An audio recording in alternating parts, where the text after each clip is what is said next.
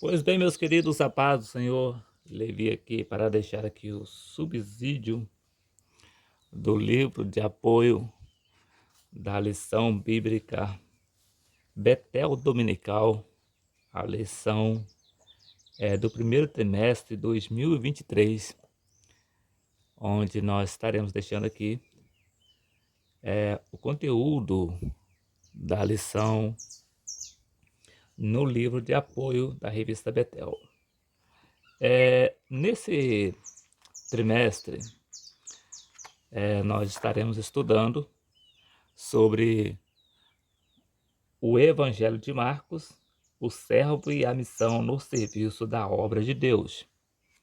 E na lição de número 1, nós vamos estudar Marcos e o seu Evangelho.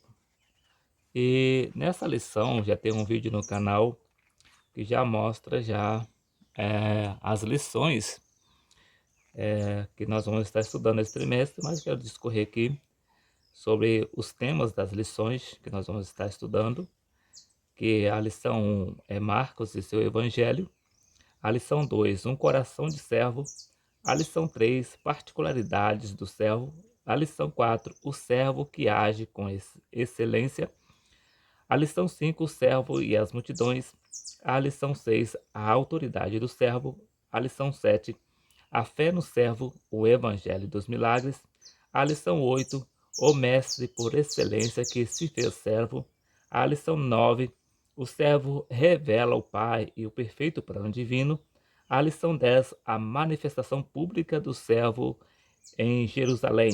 Na lição 11, o sermão profético, o servo revela o futuro. Na lição 12, o sofrimento do servo, sua morte e ressurreição. Na lição 13, o servo ordena a pregação do Evangelho. Então, esses aqui vão ser os temas das 13 lições que nós estaremos estudando nesse trimestre de 2023, no primeiro trimestre da revista Betel Dominical Adultos. E nós temos aqui o tema da primeira lição, que é Marcos e seu Evangelho, e o texto áureo nos diz assim: só Lucas está comigo, toma Marcos e traze-o contigo, porque me é muito útil para o ministério.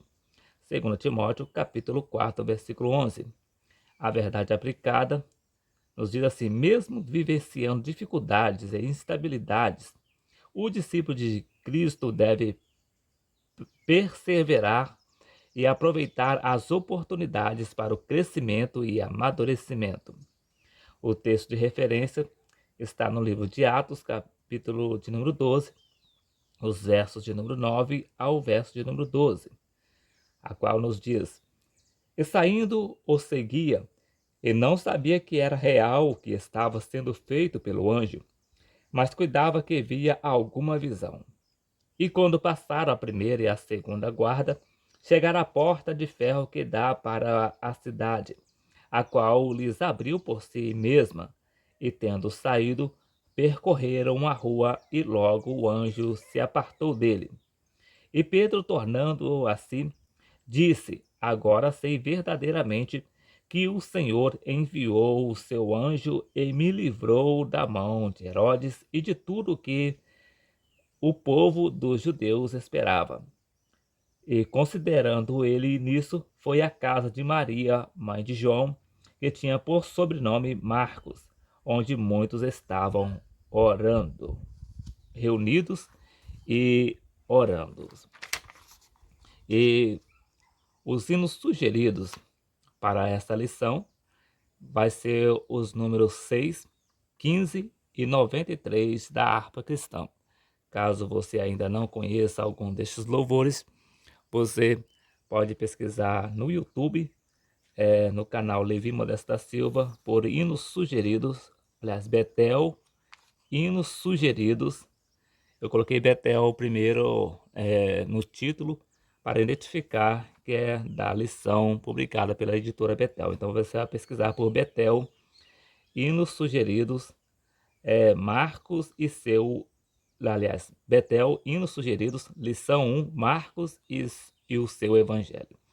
E você vai encontrar esses 3 louvores na sequência, bem como já está disponível todos os hinos sugeridos das 13 lições deste primeiro trimestre de 2023 da revista Betel Dominical Adulto, disponível no canal. É só você pesquisar por Betel, hinos sugeridos, o número da lição e o título da lição, que você vai encontrar os hinos na sequência, ok? O tema aqui, na introdução, nos diz assim: dentre os evangelhos sinóticos, assim denominados pela semelhança entre si, Marcos é o mais curto. Entretanto, isso em nada atenua o seu valor teológico e a beleza de sua mensagem. O ponto de partida é a relevância de viver em um lugar cristão.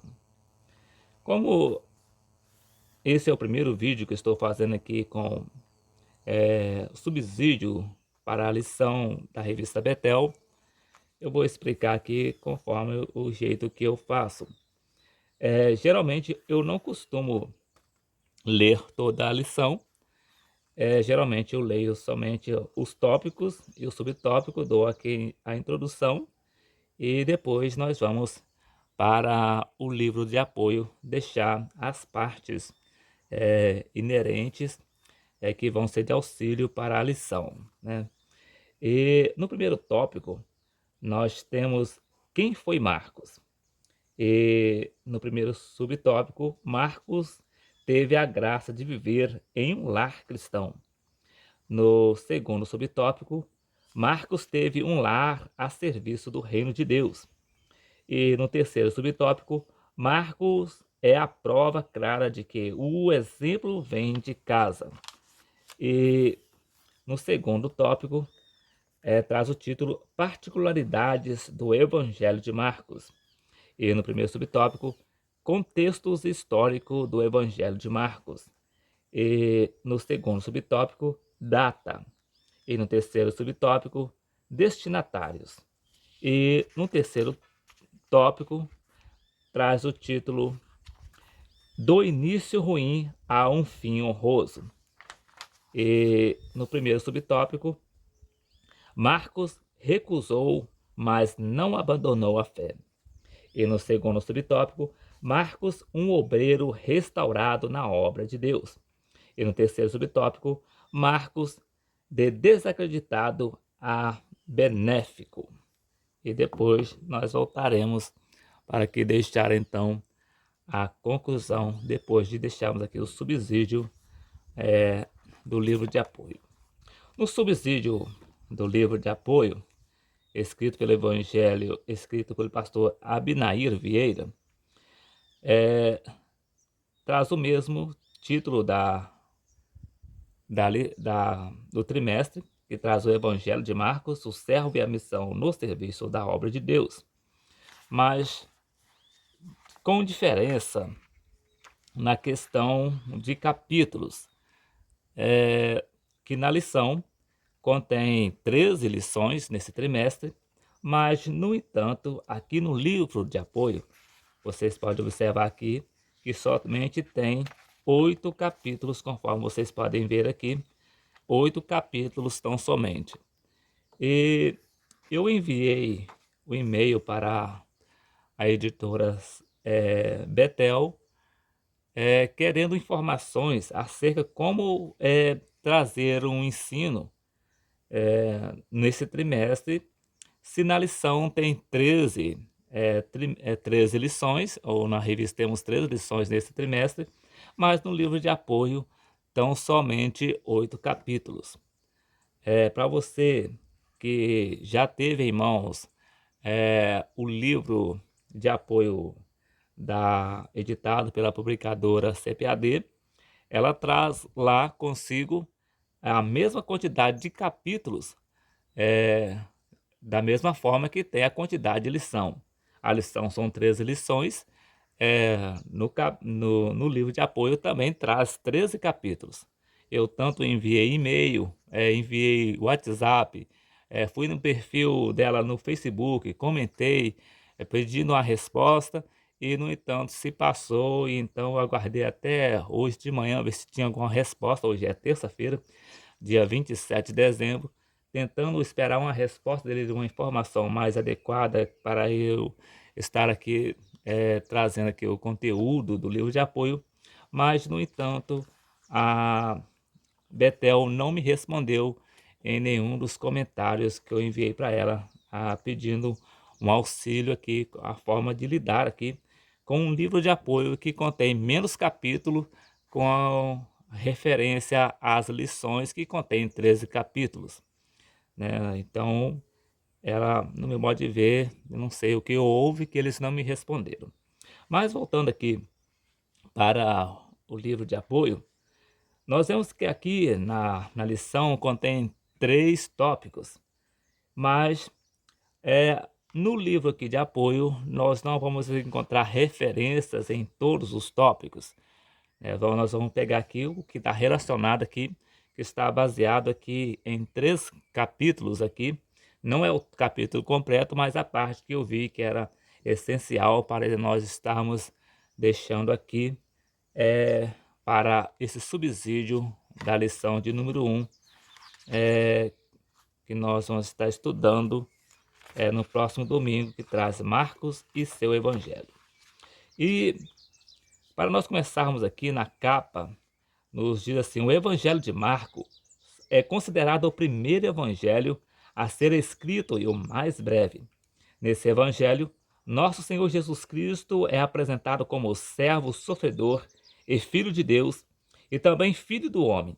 Certo é que, ao longo de toda a história, a Igreja de Cristo tem se valido dos seus ensinamentos. Portanto, é necessário conhecer mais o Evangelho de Marcos. E aqui no primeiro tópico, ou no primeiro capítulo, traz o título Marcos, o Evangelho do Servo. E nós vamos ler aqui, acompanhar aqui o que nos traz esse subsídio do livro de apoio até determinada parte. E depois nós vamos mudar para outra parte no segundo capítulo e também no terceiro capítulo, que eu achei por essencial para dar uma ênfase nessa lição. Nos diz assim: o Evangelho de Marcos delinea toda a exposição da missão confiada ao nosso Senhor Jesus, desde o seu batismo no Jordão por João Batista, até sua ressurreição e o envio dos 12 em missão. Desse modo, essa pesquisa do ponto de vista teológico irá procurar esboçar o pensamento do evangelista Marcos, que procurou apresentar em seu livro que Cristo veio para servir e não para ser servido. E ele apresenta-se, chamou os 12 e disse-lhes: se alguém quiser ser o primeiro, será o derradeiro de todos e o servo de todos. Marcos capítulo 9, versículo 35. A visão a priori que deve orientar a pesquisar é a de que Jesus, em Marcos, ocupa a maior parte de seu ministério ao cuidado com o povo, em solidando ações de compaixão que revelam ser ele o servo e filho de Deus. No decorrer de seus escritos, Marcos expõe como o majestoso servo de Deus, sublinhando muito mais as suas obras do que qualquer outro evangelista. Assim, Marcos é visto por muitos estudiosos como o evangelista que revela o lado humano de Jesus da melhor maneira, ao apresentar o Cristo como o servo de Deus.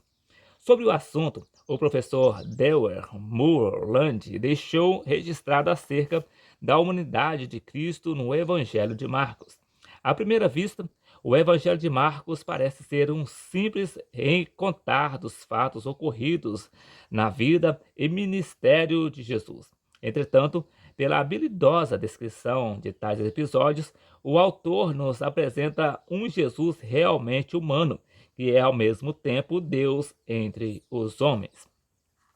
Dentre desse evangelho, vemos o servo enviado por Deus que demonstra o reino de amor estabelecido pelo Pai, que está disponível a todos que acreditarem nas palavras do servo. E então verão vir o Filho do Homem nas nuvens, com grande poder e glória.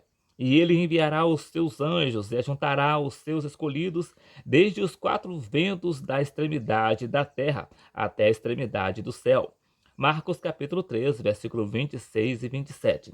Sobre este evangelho, a história nos faz ver que, durante muito tempo, esse livro foi avaliado como sendo um evangelho incompleto, diferentemente de Mateus, Lucas e João, pois aflorava um pensamento por parte de alguns estudiosos que, por não apresentar em especial a narrativa do Sermão do Monte, era visto como uma simples abreviação dos outros evangelhos.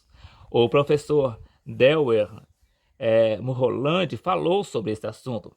Embora o Evangelho de Marcos tenha sido bem recebido quando surgiu, os outros evangelhos logo ganharam a preferência da igreja primitiva, tendo recebido pouca atenção durante séculos.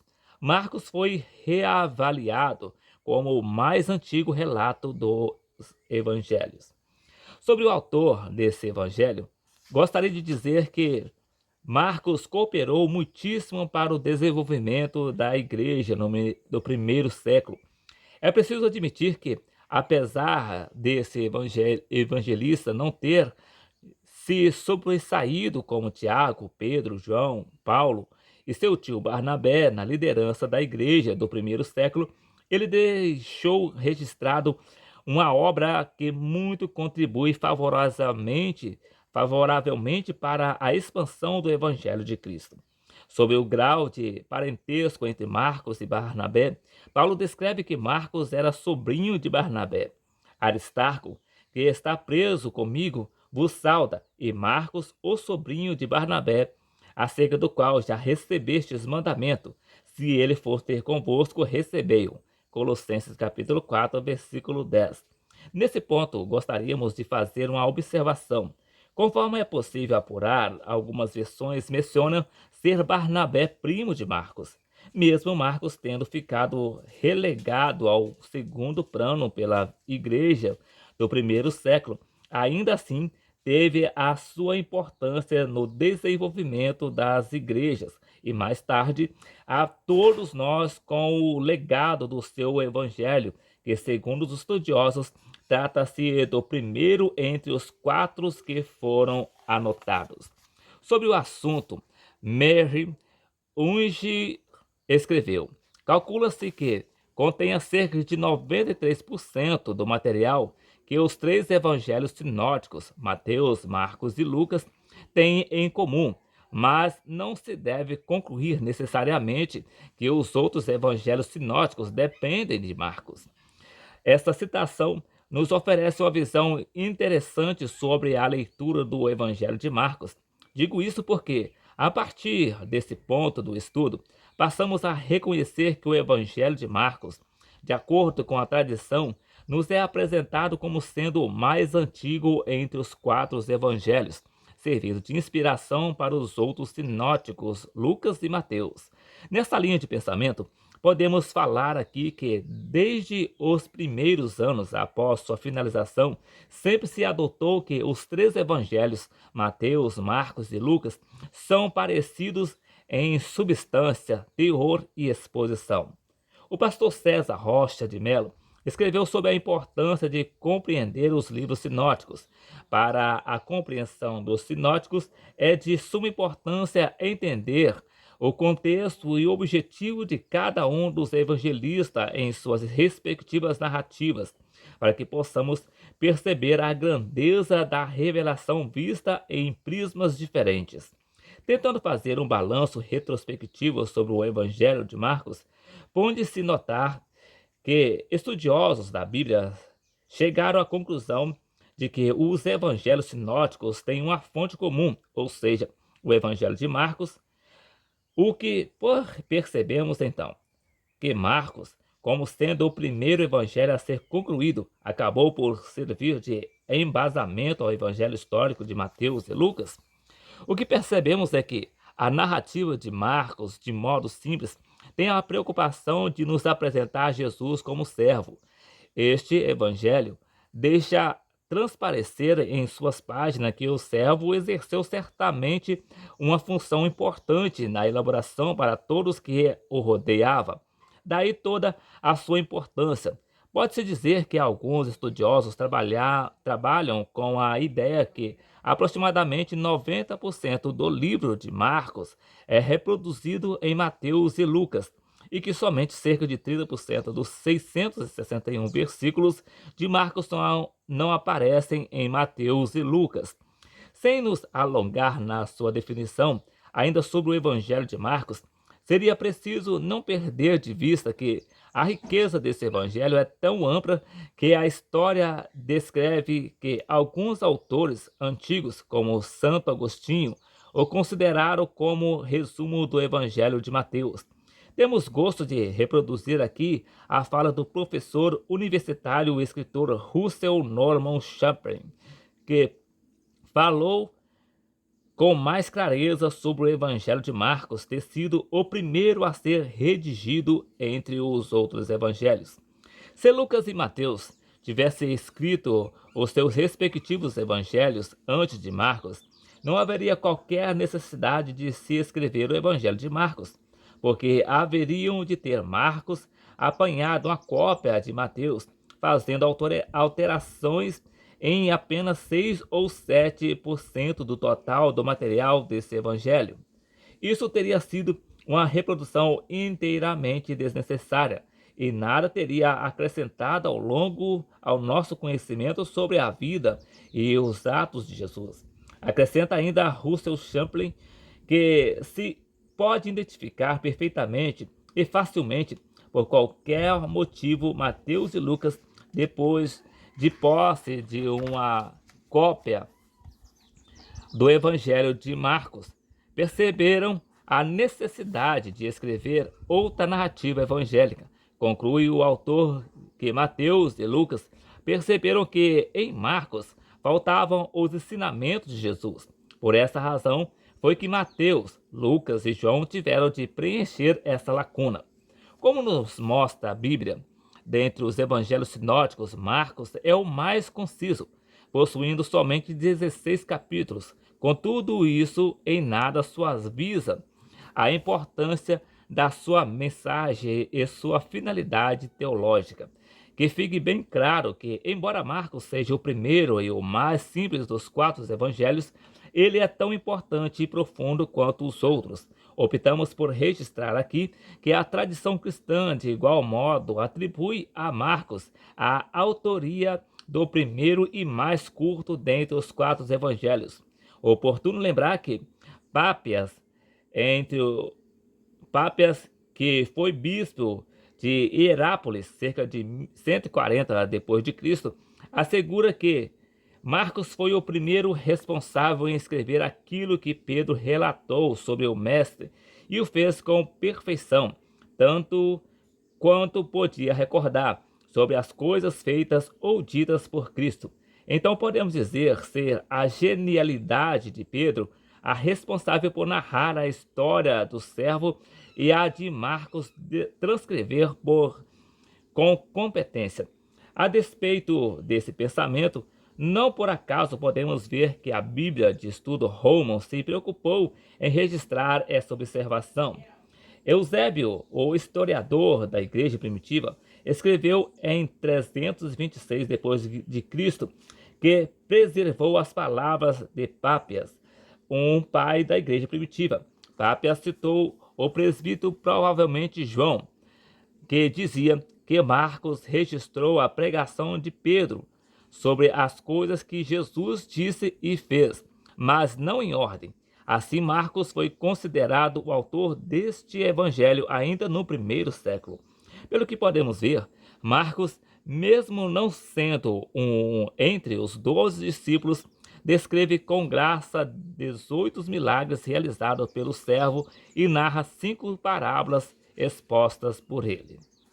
E agora nós vamos para o segundo capítulo, que também é de apoio também para essa lição, que é Maria, a mãe de Marcos, a aguerrida.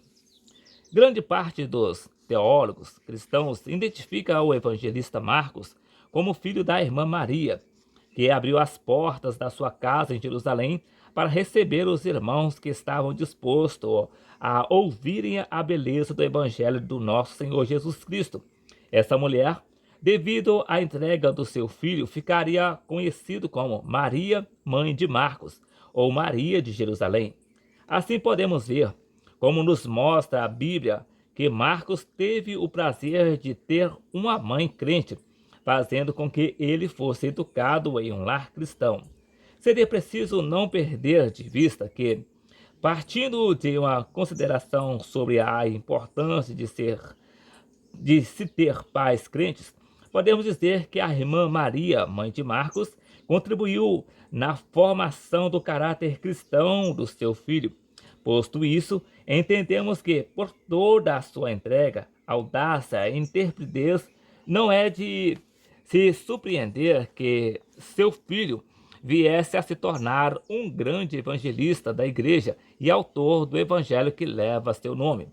Seria oportuno dizer que fica visível na Bíblia que essa Maria é mencionada exclusivamente uma única vez nas Escrituras. Contudo, convém salientar que, ainda assim, ela se sobressaiu por sua bravura e entrega ao reino de Deus. No tempo onde o rei Herodes era conhecido por sua maneira tirânica no trato com os cristãos, com o seu modo opressor de governar, ainda vemos que, nesse momento, em Jerusalém, havia bastante animosidade por parte dos líderes religiosos e muitos judeus em relação aos cristãos. Assim podemos dizer, sem medo de errar, que Maria, mãe de João Marcos, foi, em sua época, um exemplo de hospitalidade e talento, conforme registra Atos capítulo 12, versículo 12. Sobre Maria, mãe de Marcos, William Hendrick Sen afirmou: essa Maria, que deve ser distinguida de Maria, mãe de Jesus, Maria Madalena, Maria de Betânia e Maria, a mãe de Tiago, era uma mulher de recursos. Sua casa tinha uma varanda ou vestíbulo e também um cenáculo suficientemente amplos para acomodar um grupo grande de pessoas. Ela tinha pelo menos uma criada, cujo nome era Rode. Maria não era somente rica, mas também generosa e completamente devota à causa de Cristo, sempre disposta a abrir sua casa todas as vezes que a comunidade cristã precisava usá-la. Era de uma mãe assim que João Marcos era filho. Podemos observar que, através dos ensinos de sua mãe, Marcos, anos mais tarde, tornou-se um missionário juntamente com o apóstolo Paulo e o seu tio Barnabé, conforme registrado em Atos capítulo 12, versículo 25. Alguns teólogos trabalham com a ideia de que a família de Marcos era possuidora de posses. Esse pensamento aflora por entender eles que sua mãe possuía uma casa ampla, que servia de lugar de encontro da igreja primitiva, já que Lucas nos informa que na casa da mãe de Marcos funcionava um ponto de pregação onde os irmãos se reuniam para orar a Deus. E batendo Pedro à porta do pátio, uma menina chamada Rode saiu a escutar. E, conhecendo a voz de Pedro, de alegria não abriu a porta, mas correndo para dentro, anunciou que Pedro estava à porta. E disseram-lhe: estás fora de ti. Mas ela afirmava que assim era. E diziam: é o seu anjo. Mas Pedro perseverava em bater, e quando abriram, viram-no e se espantaram. E acenando-lhe ele com a mão para que se calasse, contou-lhes como o Senhor o tirara da prisão, e disse: anunciai isto a Tiago e aos irmãos, e saindo partiu para outro lugar, conforme nos registra Atos capítulo 12, versículos de número 13 ao versículo 17. Ainda podemos ver que seu tio Barnabé era homem de posses. Então José cognominado pelos apóstolos Barnabé, que traduzido é filho da consolação, levita natural de Chipre, possuindo a herdade, vendeu-a e trouxe o preço e depositou aos pés dos apóstolos. Atos capítulo 4, versículo 36 a 37. Chama-nos a atenção que a entrega de Maria pelas coisas do Pai poderia ser descrita em muitos adjetivos, pois ao abrir as portas da casa, esta mulher poderia ser descoberta e ser presa e executada pelo rei Herodes. Vale lembrar que Herodes já havia trucidado o discípulo Tiago à espada, e por aquele mesmo tempo o rei Herodes estendeu as mãos sobre alguns da igreja para os maltratar e matou a espada Tiago, o irmão de João, conforme nos registra Atos capítulo 2, de 1 e 2. E o apóstolo Pedro estava encerrado, pronto para ser executado. E vendo que isso agradara aos judeus, continuou mandando prender também a Pedro. E eram os dias dos asmos, e havendo-o prendido, o encerrou na prisão, entregando-o a 4 paternos de soldados, para que o guardassem, querendo apresentá-lo ao povo depois da Páscoa. Atos capítulo 12, versículo 3 e 4.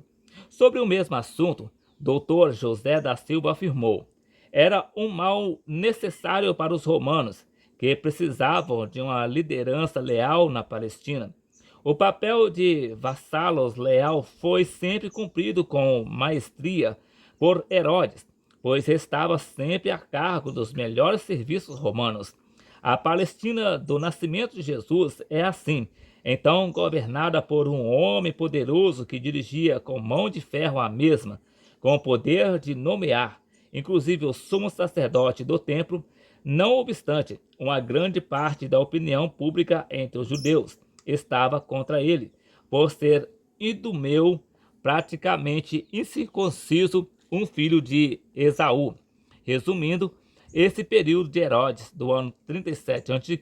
a 4 depois de Cristo, aliás, a 4 a.C., podemos dizer que a vida política de Israel se apresentou sempre conturbada e à beira de levantes e conspiratas sempre abafadas de forma violenta pelo mesmo Herodes. Entretanto, lemos que quando da libertação de Pedro do cárcere determinado por Herodes, Pedro chegou à casa da irmã Maria, mãe de Marcos, onde os irmãos estavam orando por ele.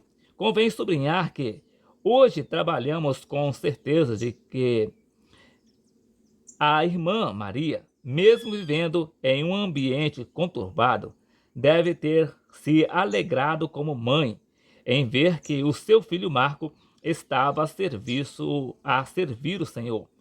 Consultando o que se escreveu sobre a pessoa que o evangelista Marcos se tornou, destaco a fala do professor Dewey Mulholland, que afirmou as seguintes palavras sobre este evangelista.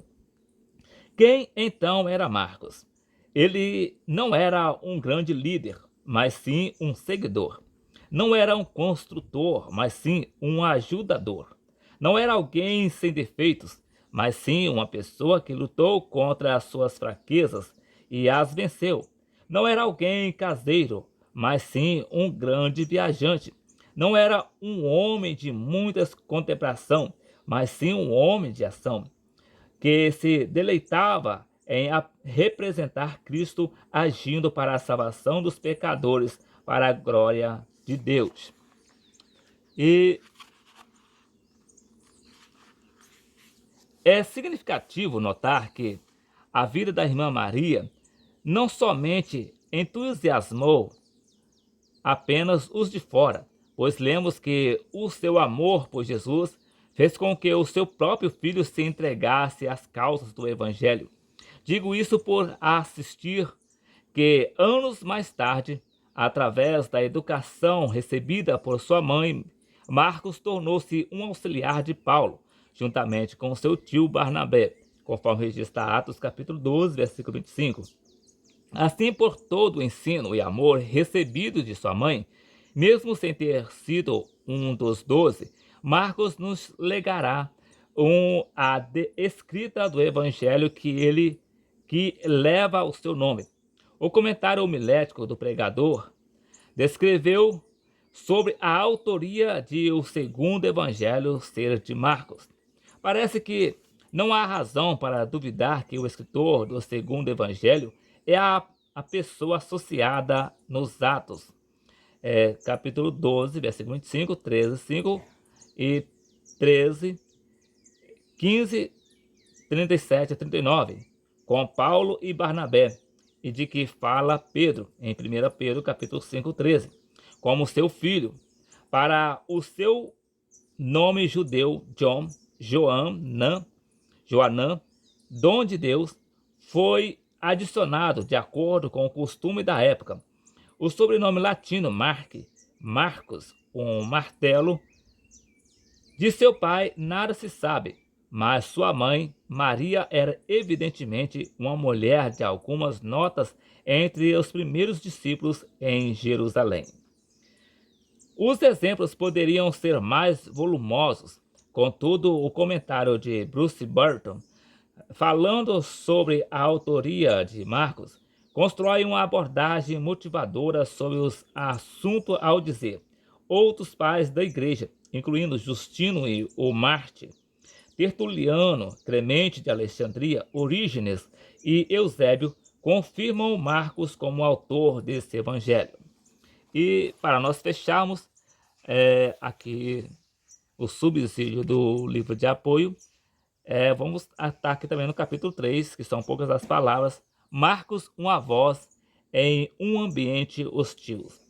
Podemos identificar através da Bíblia que, na conjuntura do Novo Testamento, a sociedade estava fragmentada em vários grupos distintos, que entravam em conflitos, ora por motivação política, ora por motivação de inveja e ora por motivações religiosas. A Bíblia nos mostra que nesse caldeirão de opressão nasceram muitos focos de revolta. Para iniciarmos esse capítulo, poderíamos tomar como ponto de partida que nos dias de Jesus, a busca pela presença de Deus fazia com que o templo localizado em Jerusalém fosse responsável pelo desenvolvimento da vida social e espiritual do povo judeu. Não há como não perceber, em nosso estudo da Bíblia, que o templo em Jerusalém, por toda a sua importância econômica, política e religiosa, atraía os diversos grupos religiosos, comerciantes e o povo, por toda a sua importância. A Bíblia nos informa que após o nascimento do menino Jesus, José e Maria, cumprindo a lei de Moisés, levaram-no para ser apresentado no templo em Jerusalém. Assim, é nesse ambiente de adoração, perseguição e expansão da Igreja de Cristo que Marcos irá surgir no contexto da história da Igreja, onde ele irá registrar seu evangelho aos cristãos que estavam sendo perseguidos pelos líderes religiosos do povo de Israel e pelo Império Romano. Nas Escrituras Sagradas, presenciamos que os problemas internos da comunidade judaica, mesmo sob a supervisão romana, eram resolvidos por esses líderes judeus. Conforme podemos ver, esses homens se aproveitavam da importância do templo para buscarem os seus próprios interesses. Notamos que, em busca de suas benfeitorias, estes líderes religiosos se valiam do grande poder adquirido para explorar o povo, o que acabava gerando conflitos e trazendo ampla rivalidade entre grupos sociais. Assistimos que suas ações contestando os cristãos foram um fator determinante no rompimento definitivo entre eles. Ainda vale notar que os saduceus, fariseus, essênios, zelotes e herodianos constituíam os principais partidos políticos e seitas religiosas daquela época. Outra preocupação dos cristãos era com o Império Romano, que os oprimia incansavelmente. A história mostra que os romanos oficialmente usurparam a Palestina, quando Herodes conduziu um cerco em 300 aliás, em 37 a.C. contra a região. Sobre a origem do nome Palestina, o Dr. José da Silva afirmou: a palavra Palestina é uma nominação dos gregos para a região conhecida como Filístia, uma estreita faixa litorânea do mar Mediterrâneo, próximo à Judéia. Ocorre que, com o tempo, esse nome Filistia tornou-se Palestina e a região toda, Canaã, passou a ser chamada de Palestina. Assim, estas regiões, agora conquistadas por esse vasto império, passaram a pagar pesados impostos. Desse modo, Herodes, descendente dos Edomitas, que se tratava de um povo que morava a sul de Israel, com auxílio do Império Romano, usurpou o poder. Assistimos então que Herodes se tornou rei vassalo de Roma, com um forte comando sobre os judeus. Daniel Horfes afirma que esse Herodes se considerava o senhor da Palestina na época do nascimento de Jesus, como um daqueles príncipes vassalos a quem os grandes usam e toleram. A história narra que Herodes ficou marcado por ser uma pessoa sanguinária e um rei odiado pelo povo. Outro problema que os judeus enfrentavam nos dias de Marcos era que o Império Romano, para proteger suas possessões, não poupava qualquer tipo de crueldade contra os cristãos, exigindo até mesmo que eles adorassem ao imperador como um deus.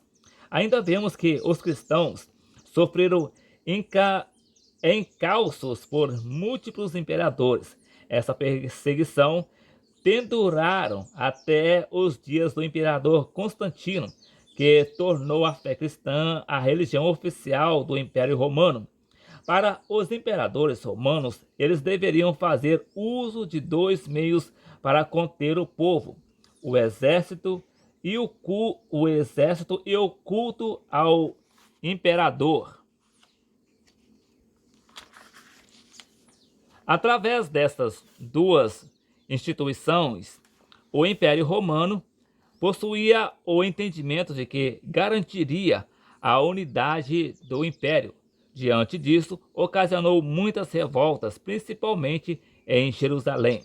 Observamos na Bíblia que aqueles que rejeitavam tais ordens do Império Romano sofriam todo tipo de represálias e até mesmo a crucificação. Assim, qualquer insurreição dentro do império era definitivamente contida através de um forte aparato repressor. E então esse aqui foi o subsídio do livro de apoio para essa lição.